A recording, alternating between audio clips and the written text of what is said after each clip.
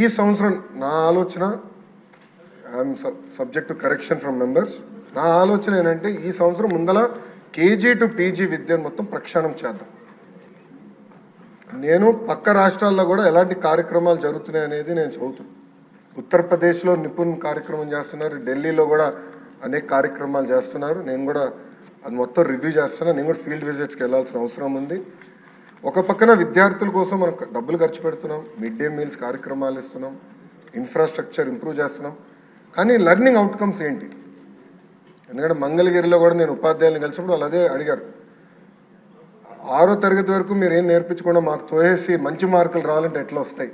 So learning outcomes ఎట్లా measure చేయాలి అని దానిపైన కూడా మేము చర్చిస్తున్నాం.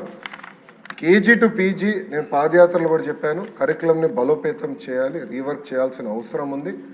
అది చేసే ముందర పక్క రాష్ట్రాల్లో ఏం జరుగుతుందో కూడా నేను చూస్తున్నాను అధ్యక్ష. దానివల్ల వాళ్ళకి వచ్చిన అవుట్కమ్స్ ఏంటి అనేది మేము చదువుతున్నాం.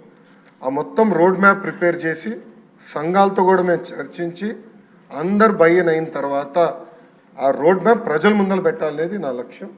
దాని తర్వాత ప్రజల దగ్గర నుంచి కూడా అభిప్రాయ సేకరణ చేసిన తర్వాత ఆ కార్యక్రమాన్ని మేము అమలు చేసి నెక్స్ట్ అకాడమిక్ ఇయర్కి తీసుకొస్తాం.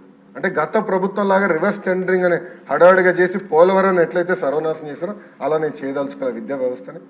విద్యా వ్యవస్థలో కూడా సిబిఎస్ఈ కరికులం అన్నారు, కొన్ని స్కూల్స్ ఏమో CBSE curriculum with CBSE examination అన్నారు, మళ్ళీ మధ్యలో ఐబీ అన్నారు, తర్వాత టోఫెల్ అన్నారు, డిక్షనరీ అన్నారు. అంటే కొంచెం గందరగోళంగా ఉంది. ఇది మొత్తం కొంచెం స్ట్రీమ్లైన్ చేయాల్సిన అవసరం ఉంది. ఎందుకంటే మన పిల్లల భవిష్యత్తు దీనిపైన ఆధారపడింది, పిల్లల భవిష్యత్తు దీనిపైన ఆధారపడింది. సో సిస్టమేటిక్గా చేయాల్సిన అవసరం, తొందరపాటు నిర్ణయాలు కాకుండా సిస్టమేటిక్గా చేయాలనేది నా ఆలోచన.